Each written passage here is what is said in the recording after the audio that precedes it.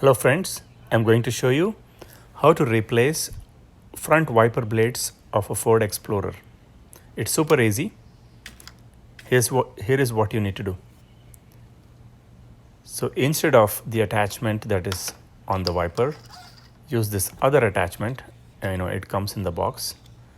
Use that one just like that. Stick it in there and that's it.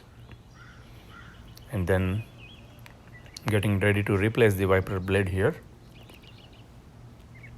It's super easy. Just insert it like how I'm showing you here and clip the cover on. Just give it a push. Yep, there it clicks. That's it.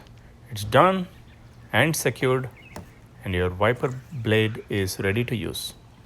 If you have any questions, please comment and I'll respond as quickly as possible. Thanks for watching.